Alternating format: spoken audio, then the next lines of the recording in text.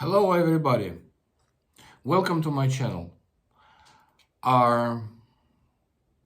May I tell you that this will not be the most exciting video which you have seen in your life. There will be no special effects, no any animation. I will not show you anything. So you must be a real Bob Dylan fan to watch it.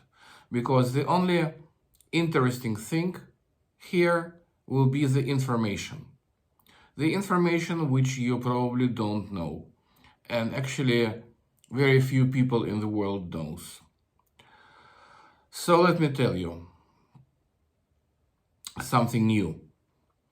While the world media attention to Bob Dylan personality is growing again due to the beginning of James Mangold complete unknown Bob Dylan biopic filming in New York, and while Dylan fans are discussing Timothée Chalamet transformation into the iconic musician, I will tell you about my own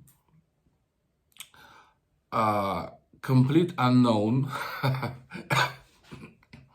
research devoted to the Bob Dylan's visit to USSR in the middle of 1980s and his later connections with Russia. And I will divide my story into parts because it will be a lot of talking in my own version of English language. So let's start, and we'll see where I will finish my first part. And yes, it's a lot of information, so I will be regularly reading my notes. Excuse me for that.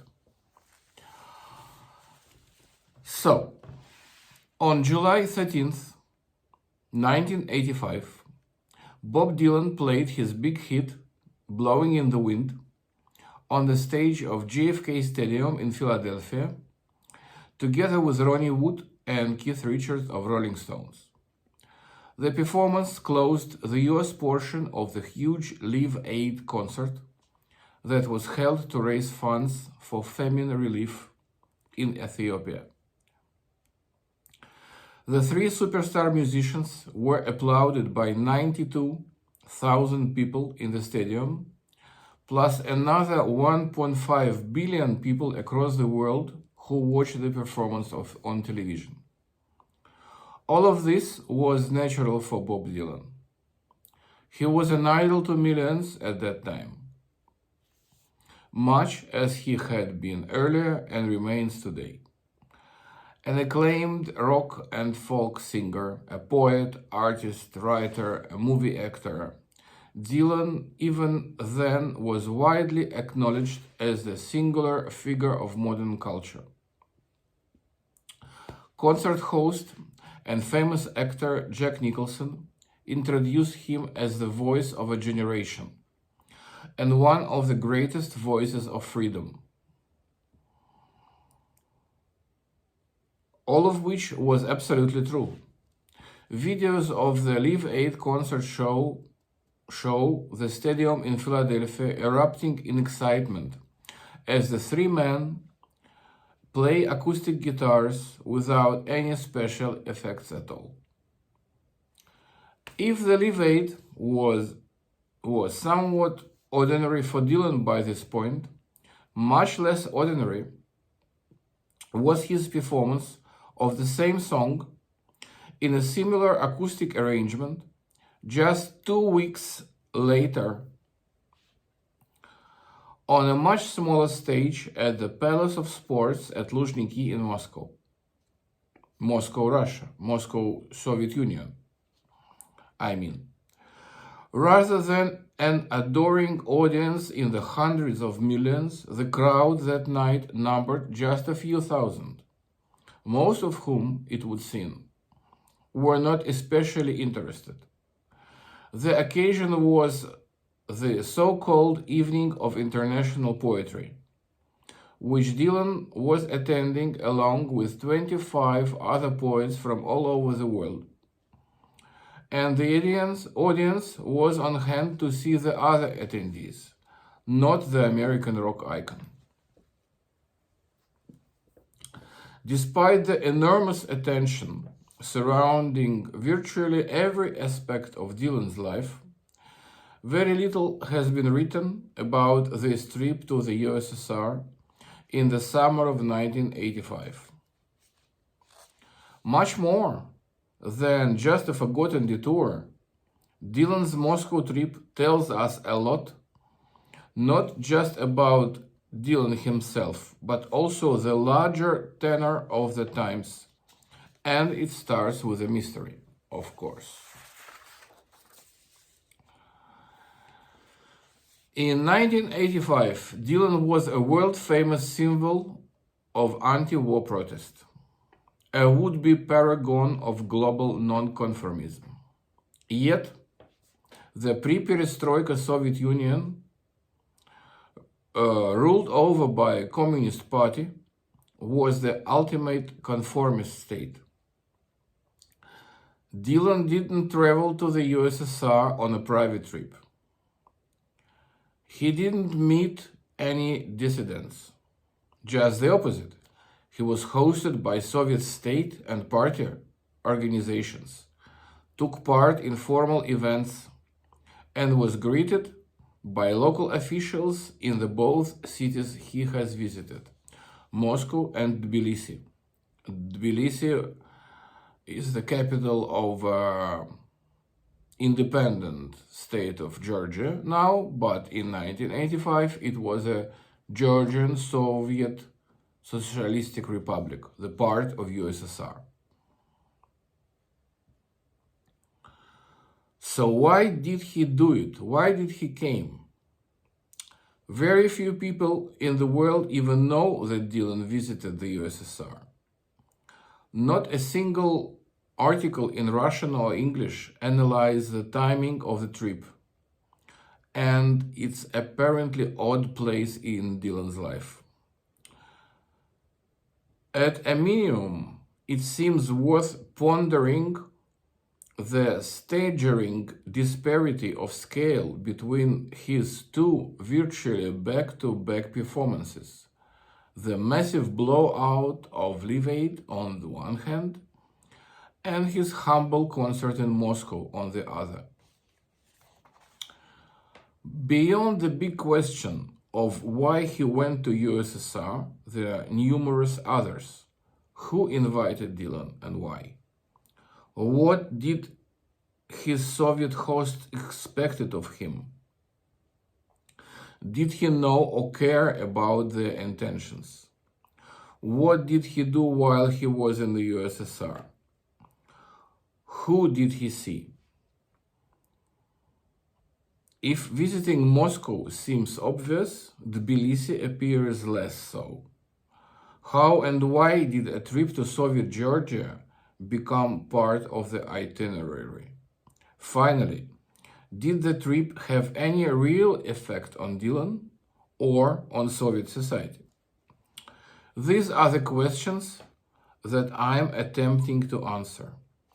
It was precisely this goal that drove me to read and translate articles from the Soviet, Russian, and international press, to interview everyone I could who had seen or met Dylan during the Soviet tour. I also worked with archives in Moscow and St. Petersburg, Russia, piecing together unique information.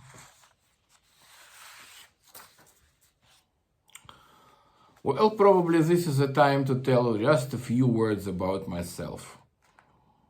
I'm a blogger and journalist, and I run this YouTube channel. And I'm also running the Sea of Music project, which is a series of interviews with prominent yachtsmen and musicians from all over the world about the music and the sea in their lives and their influence on each other.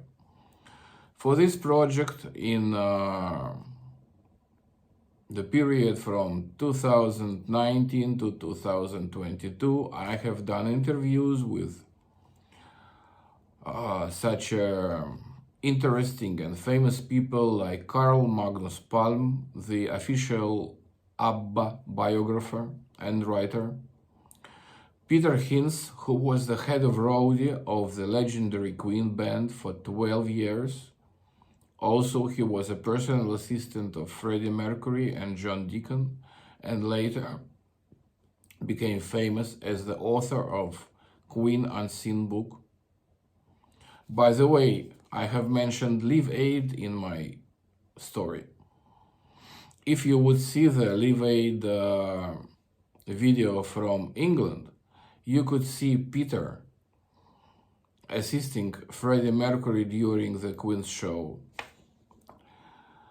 Also, you can see him, I mean the actor playing him, as one of the heroes of the Bohemian Rhapsody movie. I have also met and spoke to Ken Hensley of Uriah Heep, Merrill Funkhauser, one of the American music legends, Joanna Stingray, the godmother of the Russian rock music, and the latest interview was with rock icon and fantastic Suzi Quatro. Okay, back to Dylan.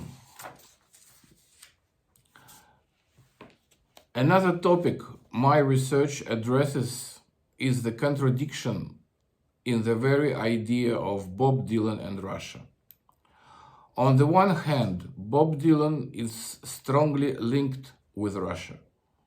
After all, his ancestors lived in the Russian Empire. On the other hand, he has never been popular in Russia, neither in Soviet times nor now. He was and is admired only by the intellectual elite of the society. However, there is a third element. Sorry. His poetry and music have a profound impact on the work of leading Soviet rock musicians of the 1980s. Through them,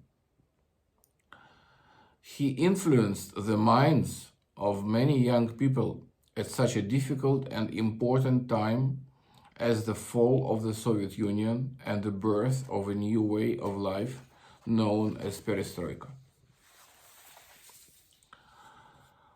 Yet these contradictions aren't at all inconsistent with Bob Dylan's own image. He always was and is a figure full of mystery.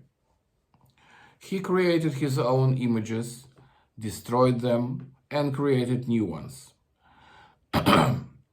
New books and articles intended to reveal the secrets surrounding the image of the great singer and his work are regularly published around the world. As a result, they only intensify his mystique. I would like to contribute my fair share to this process, to uncover certain details of Bob Dylan's adventures in the USSR, and probably add some new mysteries. My study has started by chance, when I read a couple of articles devoted to the topic. Actually, among few articles which were devoted to the Dylan's visit to the Soviet Union, I want to highlight two, just two, as the most informative and interesting. One was written immediately after the poetry evening in Moscow by Celestine Bolin, and published on July 26, 1985, in Washington Post under the name Blowing into Russia. Second one's author is a journalist Salome Asatiani, and the article was published on 2016 under the name a street poet at a court poet's feast, remembering Bob Dylan's visit to Soviet Georgia. There were some names of the poetry evening participants mentioned in those articles, and as well as the name of other people related to the trip. And thanks to the Salome Asatiani's article, I have found Zurab, who has met Dylan in Tbilisi in July 1985, in front of the hotel, talked to him for about 20 minutes, and later delivered him some LP records of Georgian folk music. Zurab was a young man at that time, great fan of Dylan and Western rock music, known in the city as the Rock Encyclopedia Man. He was a musician as well. So, I decided to find Zurab. It was extremely hard to do it.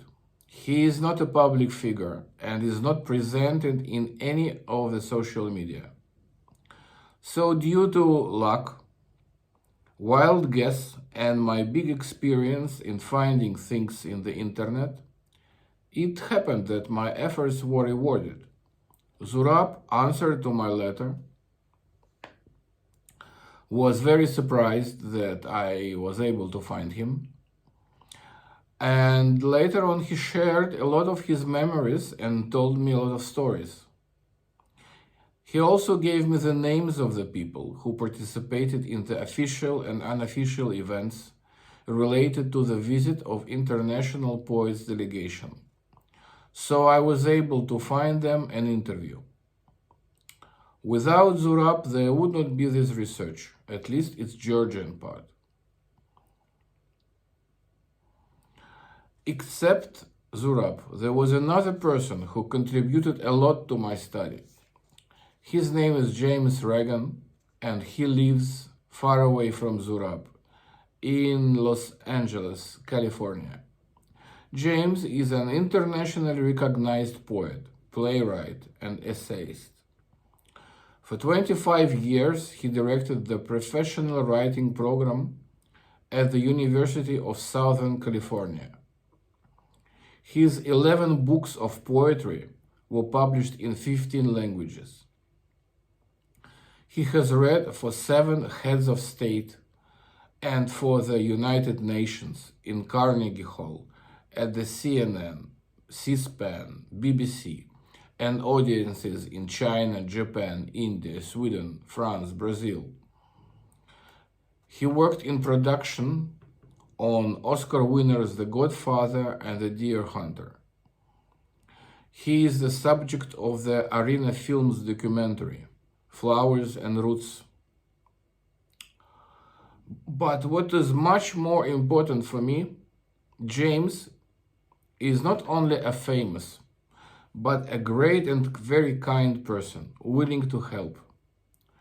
It was really hard for me to find him, of course, and to find out that in 1985, he was one of 3 US poets, including Robert Bly and Bob Dylan, invited to read for the Soviet Writers' Union at the Poetry Festival in Moscow. As soon as I found that, I wrote to James, and he answered with very warm and informative letter. Since then, he wrote me about 5 or 6 letters, full of answers to my questions. Thanks to James, I got unique facts related to the names of participants of the poetry evening in Moscow and life of US poetry delegations in USSR. After receiving such valuable information from Zurab and James, I realized that I have no right to stop. I knew about Bob Dylan's visit to the USSR much more than any other researcher, and was already able to identify numerous mistakes in the Wikipedia article devoted to Dylan in the USSR.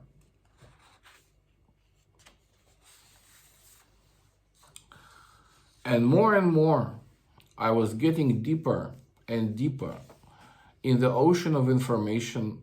More was I understanding that my research looks like a detective story, full of questions. Questions were rather difficult, but most important were why Mr. Dillon went to the USSR in 1985, and what was he doing there.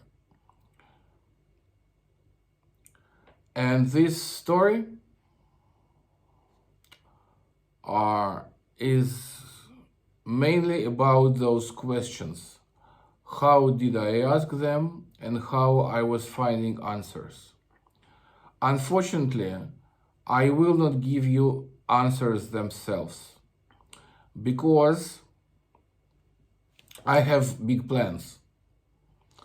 I really want to publish a book, to find an international publisher and publish this book in English language for the world audience. So there, in that future book, which hopefully sooner or later, once will be published, there you will find all the answers, all the information which I was digging, looking for, which I found, and which makes my research an absolutely unique. I need to save something for my book, you know, in order to make it interesting for you. So I went ahead.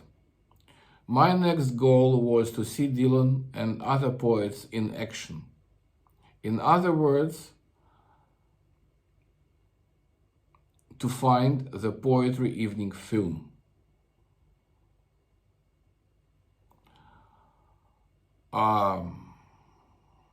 Let's stop on this.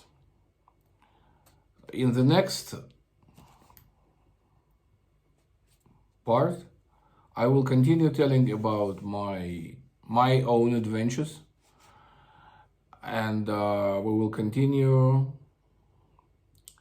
and I will tell you how did I finally found that absolutely unique video which shows almost the whole event where Bob Dylan is shown singing his songs. Okay, see you later. Probably I will make the second recording during next week, maybe during next weekend, but not later. So let's stay in touch. Please subscribe, please share, and bring more Bob Dylan fans to learn about. And I hope very much that this was interesting for you. Thank you very much.